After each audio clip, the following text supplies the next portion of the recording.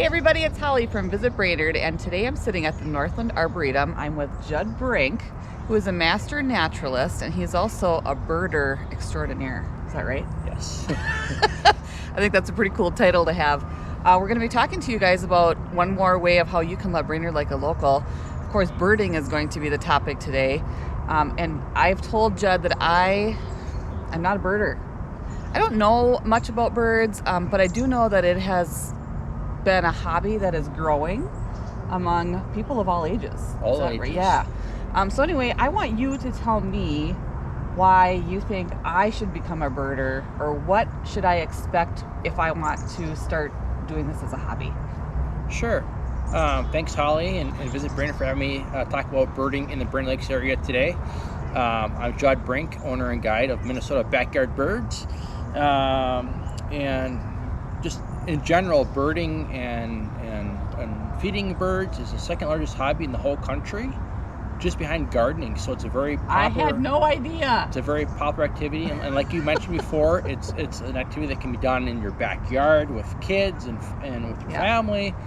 It can be done here at the Arboretum or at a city park, state park, wildlife refuge. It's just one of those activities that's very engaging, educating, easy to do. Anywhere outdoor in nature. Anywhere outdoors, you can find birds. So I love that there aren't really any restrictions on this as a hobby, and pretty much anything goes, and your level of expertise can just continue to grow as you continue to do this as a hobby, right? Yeah, like I said, I think that I started in my own backyard, and I got familiar with the birds that I see in my backyard, and then I noticed, as a kid, right? As a kid, yeah. I've been doing this for a long time now, and I quickly noticed, the same behaviors and things to watch for when birding applies to other places you go birding. So what you learn in your backyard, you can take with you. So that's what makes it kind of fun and also challenging too. Go to a new spot. Okay, how many birds can I find at this spot?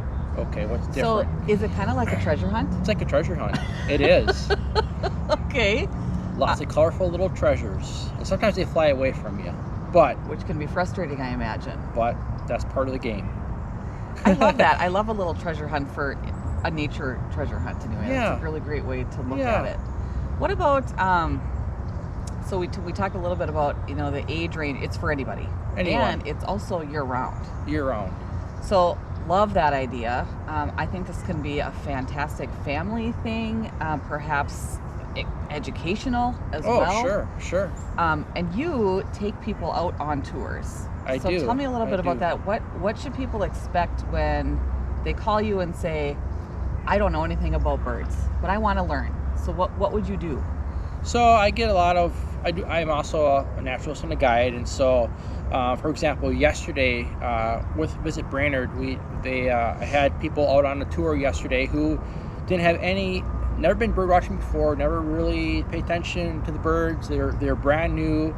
And so this really was the situation. Yeah, this was the situation. Oh my gosh, that's kind of funny. Just yesterday. Okay. So Cool. we met here at the Arboretum, and I talked about, habitat, talked about the migration season, talked about what kind of birds we can find today on our tour. Anything from warblers to sparrows to hawks. So we started at the Arboretum, did a little introduction, we went for a short walk. Kind of talked about size, shape, color, things you look for when you're birding. And then we went to Rotary Park, Kiwanis Park in Brainerd, and then we went to Crow State Park. So we had 3 stops in about 3 hours, and we saw a variety of birds. What kind of questions did they have for you when you started or throughout the day? Yeah, a couple of questions was like, how do you know so much? That's a fair question. And I just said, well, it's just through experience. Yeah, I just kind of know what to listen for, what to look for, what kind of habitat we're in. Okay, these are the birds we should see in this type of habitat versus a different type of habitat. So it's an experience. It is. Yeah. But they're just asked about like colors. How do you know? Like I said, look for birds with an eye ring or wing bars, and like, well, what's that? And so we just talked about some of the identification marks to help you learn birds. So they were probably just asking very basic questions. Very basic questions. Yep. Which I think is great. I love the idea that you take these people out and anybody can do it, and that you can do it year round. I think that's super cool. Yeah.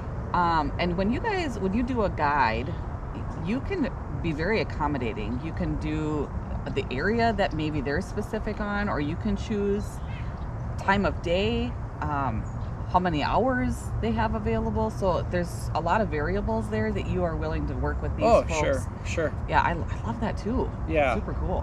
What's the biggest group that you've taken out? I prefer smaller groups, anywhere from 4 to 6 people, just so I can have that interaction yep. and really get focused on what they want to see, because that's important to me is spend the quality time yep. having a big group. So okay, so you've got some books here, and these all a part of the guide when you take people out, that you give them like a package. So what's included in the package? So yesterday when we did our tour, I had these birding kits that people get to use, and inside these birding kits is... And they keep this? Just during the tour. Okay, got it. Yep, it's just something that they kind of have during the tour. So each birding kit has a pair of binoculars, a Birds of Minnesota book. Doesn't have all the birds that we could see, but it's got the general common birds you would see on a tour here or state park or whatever in the area, and then a little Minnesota checklist, and there's a pencil in there so we can go along and check the birds we see at each location. That treasure hunt, right? Treasure hunt. It's like a treasure hunt. So these are just some of my personal books that I have with me, just with other groups, Birds of the State Park and things like that. Okay. But yeah, birding can be done year round. I've got another tour tomorrow at Zach Zim Bog up by Duluth. Tell me again what that is. I feel like I need to say Gesundheit to you after you say that. So it's Zach's Zim Bog. It's up by Duluth. It's really one of those birding hot spots for the winter season. Okay. I'm going up there tomorrow with a group. I think they're from they're out east, I believe, like Philadelphia or something like that. Wow. So so I'm going up tomorrow, and we should see kind of the end of the fall migration. But again, this is a spot that I go to mostly during the winter season. But again, it offers that winter activity for a lot of people, birders, photographers. We can snowshoe up there, cross-country ski up there, and go birding. So it's really a really neat place. Yep. Well, and we have a lot of those same amenities right here in Brainerd. We do. Yeah. We do. So I just think that's pretty cool. We have these resources right here at our fingertips. We need to make sure that we're taking advantage of those things, and taking some time to get out and learn about your community and learn about what you have here, and perhaps learn a new hobby, right? Yeah. Okay. Anything else that you wanted to mention about your guide service, or about anything to do with this hobby that maybe I might be partaking in? Yeah. So if you're just a beginner and you kind of want to get started in birding, a great opportunity is every spring here at the Arboretum, which is an important bird area.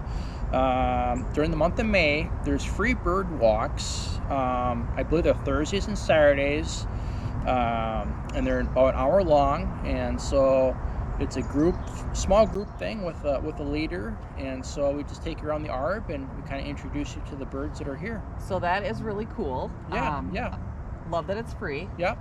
Love that it is just a scheduled thing, so everybody knows that they can get out here and do that type of thing. And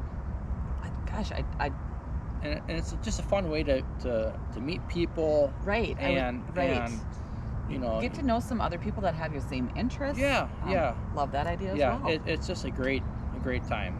So if people have any questions on that, they can probably reach out to you. Yeah. How can they find you? Yeah, you can find me on Facebook under Judd Brink or Minnesota Backyard Birds. My webpage is birdminnesota.com. You can find information on my guiding tours and how to contact me through the website or Facebook. So there's lots of ways to find you. Yeah. You could probably also contact the Arboretum when it comes to those scheduled walks. Yeah, to the bird walks in spring. Yep. Right. And then Visit Brainerd has those scheduled walks on our online calendar of events. We post those as well. with basically just all the information that you need, date, time, and where you're going to go, that type of thing. So I hope that you guys are going to create a new hobby and learn a little bit more about birding. Certainly contact Judd.